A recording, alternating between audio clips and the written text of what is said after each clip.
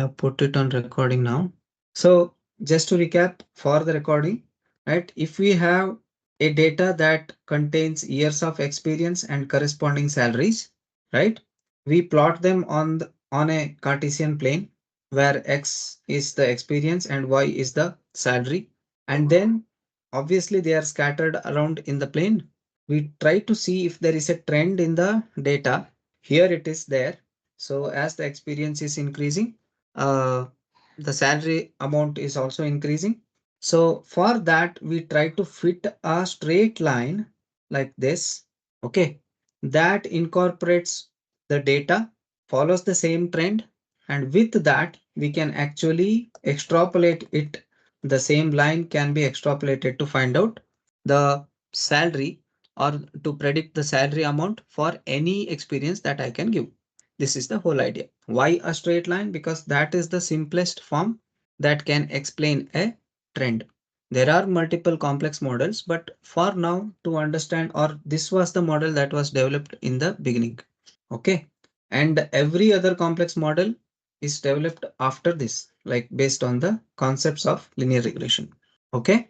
Now, if you want to fit a line, how is a line represented in geometry? We have something called an uh, slope intercept form, right? Correct. What is it? It is y is equal to mx plus c. I hope you remember where m represents the slope and c represents the intercept. So basically, if I take the same line, then m is the slope or the inclination of the line, right?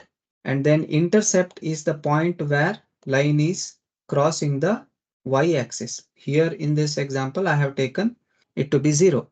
If I draw something like this, another example, if the line is like this, then this point is going to be the intercept. Basically, it is nothing but the value of y when x becomes 0, right? If you point this, if you mark this point, what is it going to be? 0 comma c, right? If we mark the intercept point as c, then it is the coordinate, correct? And then m is the slope that we have. Here it is basically nothing but the tan theta of, sorry, with respect tan theta with respect to x-axis. Fine. Let's not focus too much on this because we don't require the geometrical explanation of the line anyway. What we need is the understanding of, just give me a second. Sorry about that. So when the same concept, the same equation is ported into our AI infrastructure or AI framework, then the same line becomes something like y is equal to wx plus b. Okay, what is this? X here is our feature. In this example, what is going to be x? This one. This is our x. Okay, what are we trying to predict? Salary, right? This is going to be our y. Okay, so this is the feature. Y is the target variable, we can say, correct? And then w is the importance of that feature. Okay, and b is the bias. What is a bias? When x is equal to 0, in this example, if I want to connect you with the idea, then what is the salary of a person with 0 years of experience, right? For a fresher, that is going to be our baseline, correct? That is what B stands for. Okay, I hope this makes sense. Y is the target, what we want to predict. X is the feature with which we want to predict. M is the M, that is W here is the weight or importance of that feature. Okay, and B is the bias.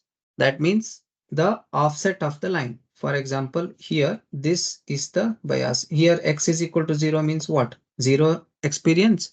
So with 0 experience, what is the salary that you get? That is the fresher's salary, right? That is going to be the bias. Make sense? If you have any question regarding this, please ask. Nothing? Okay, let's continue then. Now, let us say we have a data like this. We have fit a line. Okay, we have drawn a line, something like this. Or I could have drawn the line maybe like this also, right? Correct. Any The line can be drawn in any way possible. How does our AI, however, here it is visually represented. There are very few data points, and I can say that the line is very bad because it is not even including any of the feature points that we have. Data points are not at all along the line. Correct. Line simply has a different trend compared to the data. However, how does our computer know that?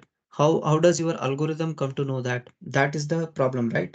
So to do that, we need to do something like what? Do you remember the concept that we discussed, I think on day 5? What was it? MSE and MAE, correct? What is the full form of MSE? Yes? Can anyone tell? Correct. Mean squared error, right? Good. And what is the full form of MAE? Mean, what is it? Mean absolute error. Yes, absolute error. Right. Now, we can make use of this to see whether our line is predicting well or not. How do we do that? So this, we have a data set, a training data set, correct? And that training data is set is here, right? Now we fit a line, something y is equal to wx plus c or b, right? Whatever name you want to give, you can. Now this y is going to be the value that our line is predicting. So that is why I mark it as y cap. It is the predicted y. Okay. Now, what is the mean squared error? It is simply, we discussed it. What is it? Sigma yi minus yi cap squared and averaged over. Correct? Yes or no? Now, this actually gives us what? A heavy penalty on large errors and small penalty on small errors. That is why it is squared, right? That was the difference between MSE and MAE. And uh, there is another reason to use the squared metric MSE. I'll tell you later in the class itself, or tomorrow we can discuss about that. Okay. When we do the gradient descent algorithm, what is the purpose of using MSE instead of MAE? There is a reason for it. However, the problem with this metric MSE is that it can be any number. The error can be anything. If I tell you that my line after fitting is predicting some y values, but that line is giving me an MSE of, say, for example, 552. What does that even mean? Correct? There is no sense in this. Or I have two lines. One of them is giving me 552. Another is giving me, say, 400. We can simply say that this one is a little better, right? Rida, please mute you. Uh, did you? No. Okay, let me mute it. Fine. Correct. This metric actually doesn't tell us whether our model is performing better or not. How better it is performing, we don't know. So for that reason, a new metric comes in, right?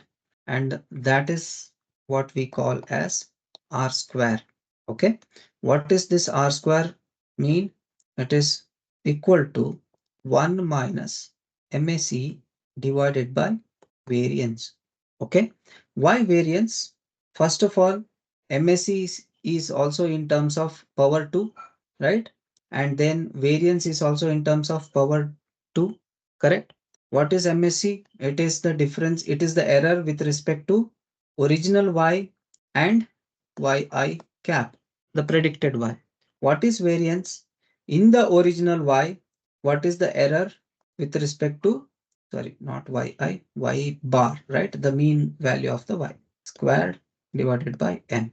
You remember this formula, right?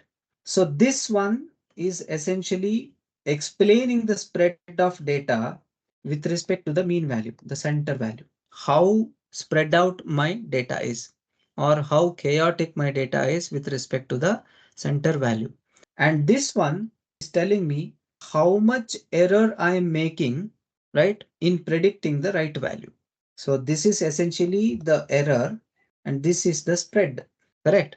Now the spread is where information is stored, correct? If the value was flat line like this, there is no information to extract. It is a simple value. There is nothing to predict. Only when the data is some spread out like this, we have some information, correct? And that is why the variance gives you the metrics towards how much information is incorporated, or the variance is actually uh, it contains the information, we can say. Cool. Now what are we trying to calculate here? How much error are we making in terms of the variance that we have, or out of this much information, how much error are we making? That is the question, right? That is what this particular term calculates. Fine. Now if we are making no mistake, correct, then this term becomes 0. MSE, when it is 0, this entire term becomes 0, correct? And when this term becomes 0, r square becomes exactly 1. Means what? We are predicting 100%. We have incorporated the entire information into our line. Okay. If the errors are equal to the variance itself, then what is happening? Our model is not predicting anything at all. Correct. So then what happens? These two are equal. Then this term becomes 1. 1 minus 1 is 0. R square of 0 is tells us that the model is good for nothing. Getting the point? Yes? Okay. So please understand this. Let me rewrite this because it looks really messy. Is equal to 1 minus MAC divided by variance, right? So this particular part tells us error with respect to variance. Okay. And 1 minus this one gives us what? The information or the correctness explained with respect to variance. Why? Because 1 represents full explanation of the variance. Correct? It has incorporated the complete information. That is why MSC becomes 0, and that is why we get R square is equal to 1, this term, right? When MSC is equal to variance, that means what? It is not, our model is not predicting anything at all. The same chaos is transmitting here. They become equal, and these two cancel out and result in 1, and the result finally becomes what? 0, right? That means what? We have not explained any of the variance or any of the information that is available in our test set. Okay, so please understand or just get to know that R squared metric tells us what? It tells us how much variance we were able to explain with our model. Fine.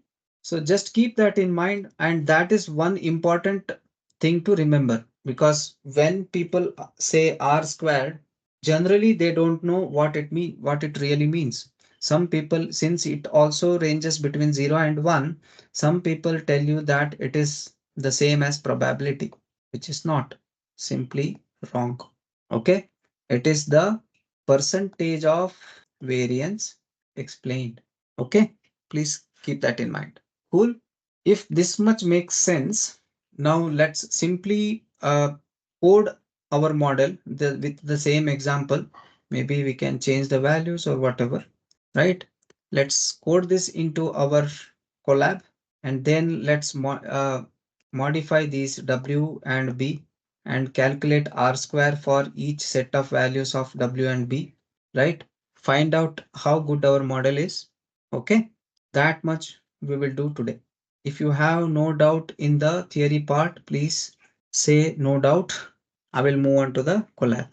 Or if you want something else to be something to be explained once again, tell me that. I will wait for everyone to reply. I should be able to see how much. 10 no doubts up. Okay, cool.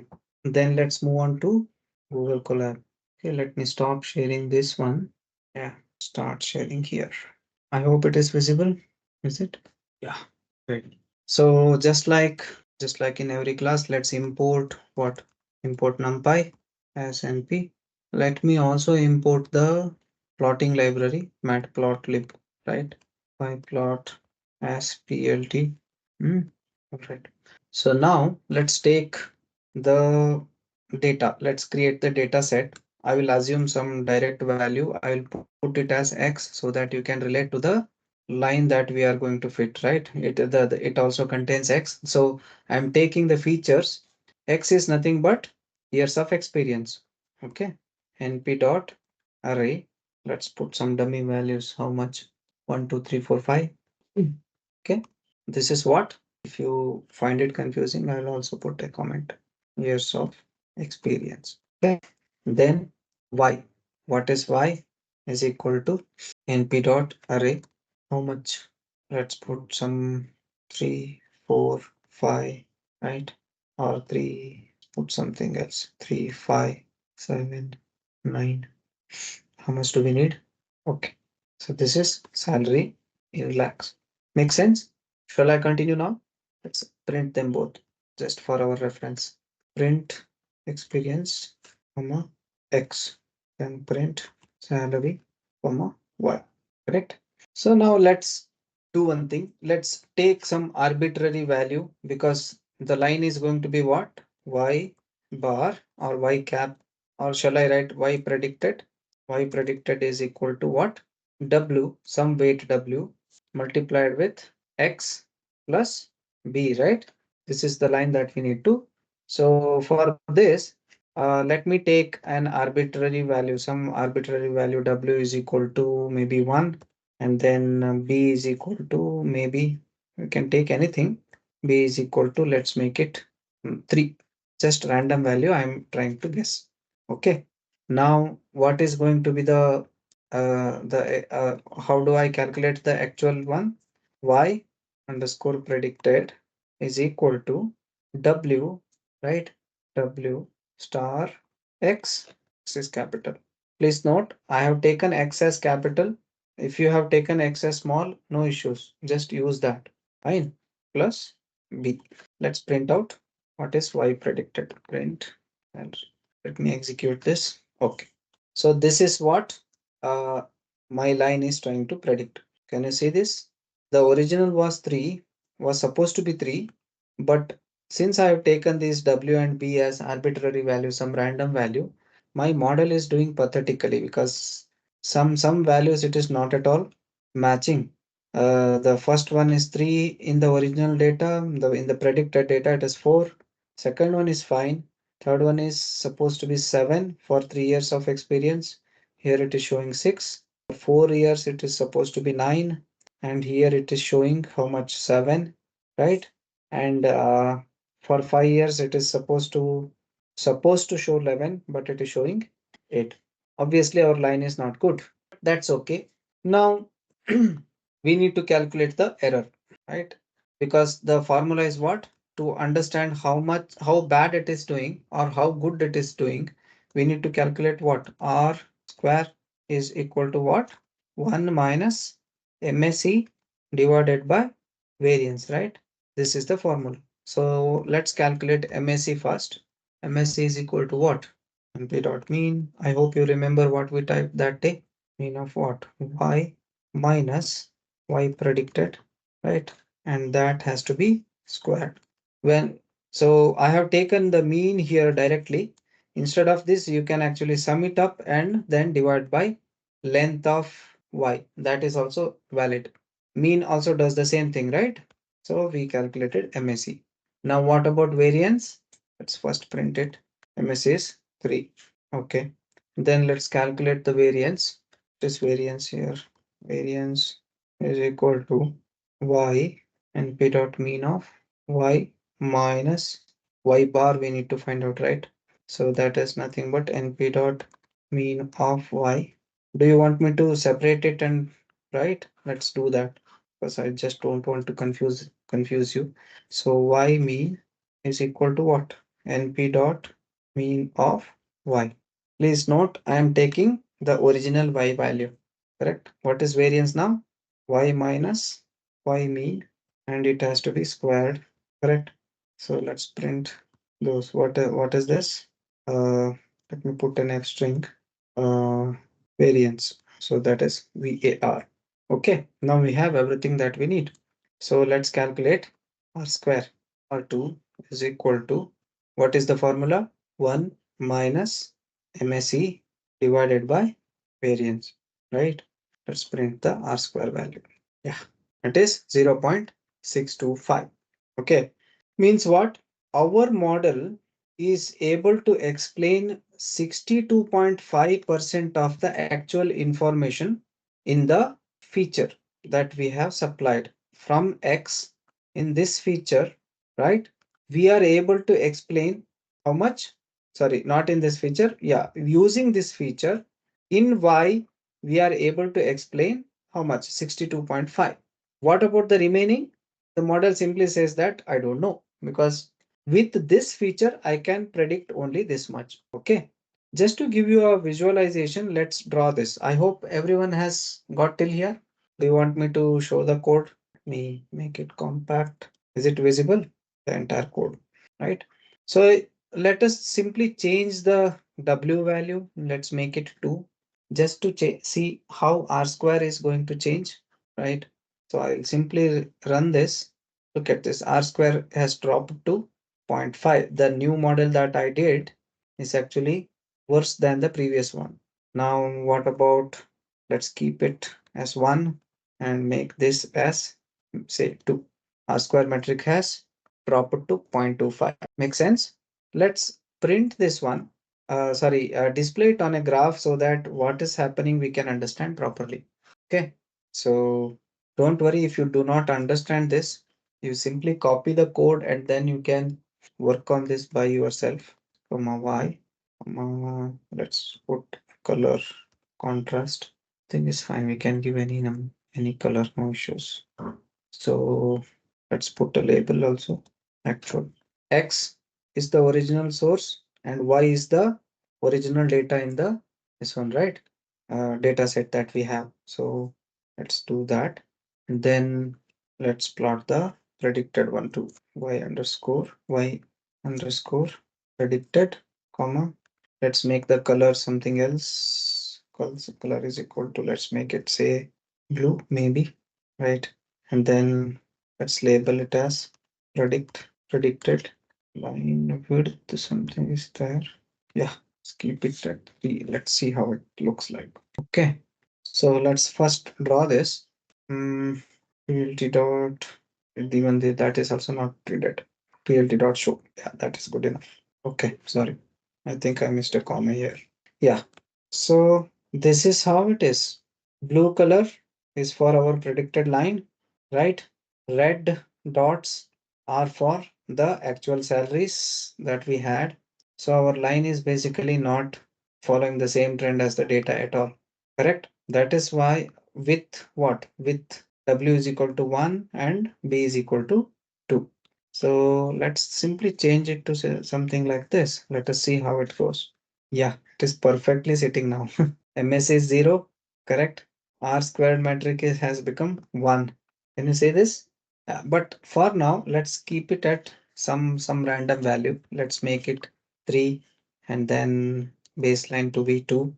Obviously, it is going to create more errors, right? I'll just show you what exactly MSC represents.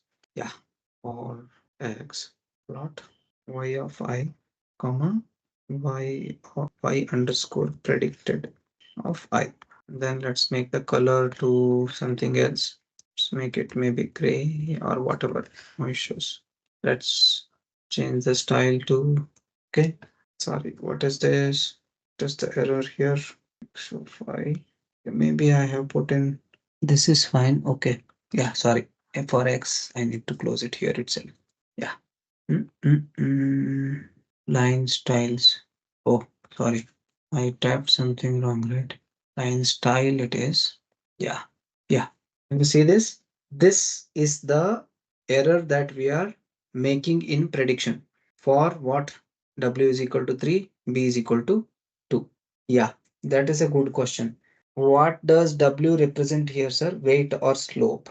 That is one question. And the second question Ananya is asking, how are the values of W and B determined? Good questions. The W represents the weight here. Essentially, when we talk about the line in geometrical terms, it is the same thing as slope. But the concept of slope comes in if the feature that you have selected is only one in this example, right? Then the concept, if you call it a weight, it doesn't make much sense. What does a weight mean? Because there is only one feature that is there, right? But essentially W stands for weight, and that makes more sense when you have multiple features. Here it is only one.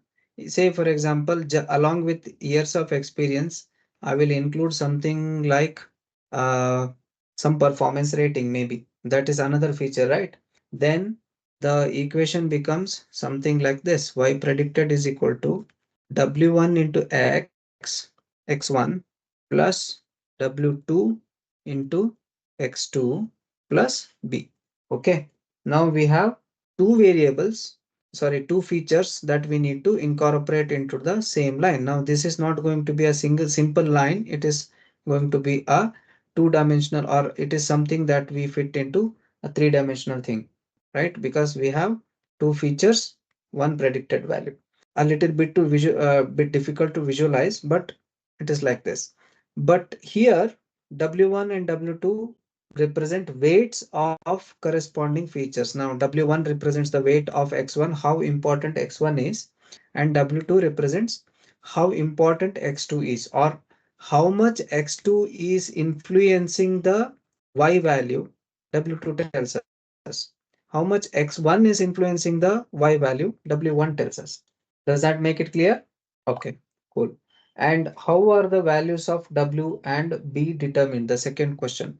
Now that is where let's understand it this way. Okay, there is a method to decide on W and B values. We will study that or look at that tomorrow in the next class. However, if you look at this entire process, what is the idea, or what are we trying to achieve? We are trying to achieve R2 to be 1, right? That is the requirement. When R2 becomes 1, our model is predicting 100%, right? But if you look at this, when does R2 become 1? When MSC becomes 0, right? So the goal is to make MSC 0 as much as possible, or drag it towards 0 as much as possible. That is the end goal here. Now, how do we drag MSC towards 0? By deciding on W and B values, correct? In this example, we are designing a dumb machine, to be honest, or a dumb algorithm where I am wildly guessing W and B values. I am just putting in some random values and trying to see how it is affecting my R square. Okay. However, there is an algorithm called gradient descent. Okay. That gradient descent algorithm is used to minimize, or is used to tune the values of W and B by the algorithm itself. Like automatically we are running it in a loop to calculate the W and B iteratively. How do we do that? We simply initialize W and B to 0. We calculate the R square. If it is more, then what do we do? Oh, sorry, if it is pathetic, then what do we do? We modify W and B value to something else, and then recalculate R square, see how it is performing. If it is doing badly, again, we again change the value of W and B. Like that, iteratively, we come at a combination of W and B values such that our R square is the most minimum. Okay, how to do that? I will show that algorithm in the next class. So far, if you have understood how the internal mechanics for linear regression works, that is good enough for today. This is what it is. However, how do you decide on this? Because these are the keys, right, to get the best performance. Now, how do you decide on these values? That is a whole topic in itself. So we will focus on that tomorrow. Any other doubts? Square 1 minus MSC, comma variance. If there is nothing else, we can actually wind up the class. We made a small error, maybe. No doubts? Okay. Then, so tomorrow we will discuss about the gradient descent algorithm. I will show you the code as well. I'll explain what it does exactly, and then we will move into the coding session. Okay. Uh, and for the same example, I'll keep the same program with me for tomorrow also. For the same the algorithm, we will write something in between here at this point, right?